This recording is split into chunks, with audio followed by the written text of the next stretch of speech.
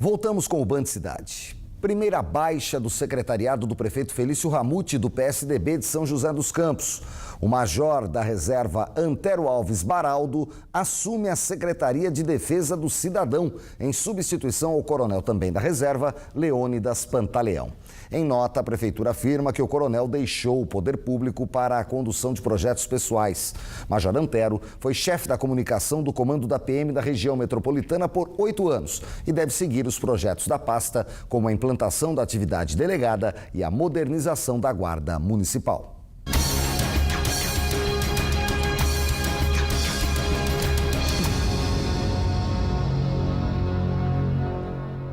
Furto, desperdício, uso inadequado, tudo isso da água, alguns problemas que fazem parte do nosso cotidiano e que colocam em risco o futuro de um bem tão precioso para a humanidade. Hoje, 22 de março, é comemorado o Dia Mundial da Água e, segundo a ONU, até 2030, não falta muito, a demanda deve aumentar cerca de 50%, mas até lá é preciso mudar muita coisa e também depende de nossas atitudes. Para falar mais sobre esse assunto, eu recebo aqui no estúdio o professor Marcelo Targa, que é especialista em recursos hídricos. Professor, boa tarde, obrigado pela presença, tudo bem? Tudo bem, Nicolini, boa tarde, eu que agradeço. Quando a gente fala desses dados da ONU, o aumento do consumo, água potável, a situação é preocupante?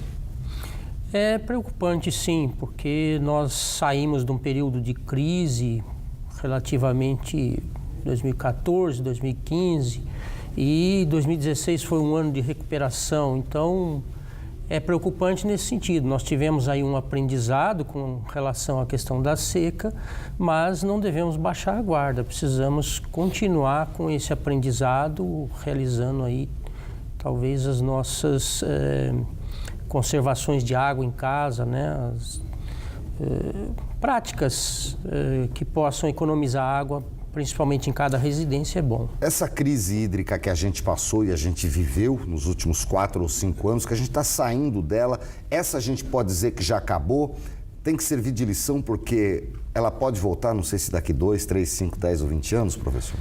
Esses processos, eles são cíclicos na atmosfera, no globo terrestre, mas o importante é que nós vamos agora, saímos do verão, vamos entrar num período de outono, inverno, e esse período é mais seco. Então, não estamos livres de que nesse período a gente tenha ainda um problema de seca.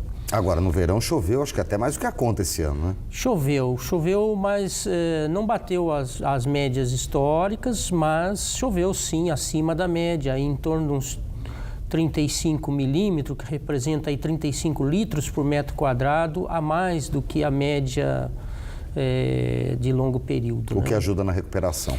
Ajuda. De certo modo, isso propiciou a recarga das represas da região. Então, nós temos aí, hoje, o sistema todo está com valores da ordem de 68% de água na represa em termos de volume útil, né? O que dá tranquilidade para passar o inverno, esse período seco que começa agora em abril? Dá uma certa tranquilidade, mas não podemos, como disse, baixar a guarda. Precisamos continuar a economizar água. Agora, o pessoal de casa economiza, hoje em dia tem uma outra cultura, eu acho que todo esse período de crise fez com que a gente falasse muito, muita gente aprendeu. A gente quase não vê mais pessoal com esguicho na calçada, por exemplo. Isso é uma coisa que está quase acabando, diminuiu muito.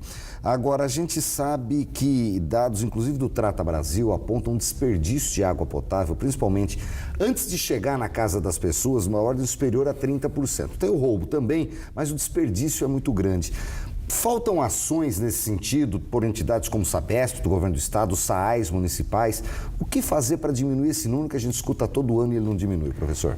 Na realidade, o que precisa aí é uma ação de monitoramento constante, né? Adoção de equipamentos de última geração para poder identificar os pontos onde você tem diminuição de pressão imediatamente, onde você tem, por exemplo, vazamentos, e essas tubulações precisam ser substituídas. Então, isso é vamos dizer assim, uma constante no processo de distribuição de água pelas empresas. Tem que ser tido como uma meta principal.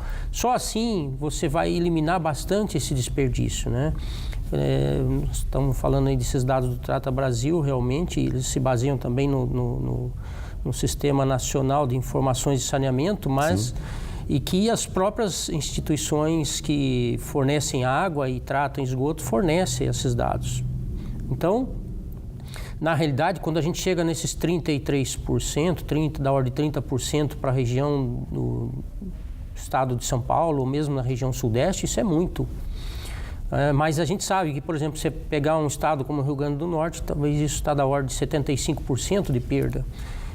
Nordeste da ordem de 50%, mas cada local tem que fazer a sua ação. E a ação principal, que a gente já sabe hoje, que tem que fazer é reduzir essa questão das perdas na tubulação por vazamentos, principalmente. Professor Marcelo Targa, muito obrigado pela atenção com o nosso Band Cidade nesse Dia da Água. Boa tarde para o senhor. Boa tarde, eu que agradeço. A seguir, saldo positivo na geração de empregos em Taubaté cria um otimismo entre os empresários. O Band Cidade volta em instantes, em agora 1h08.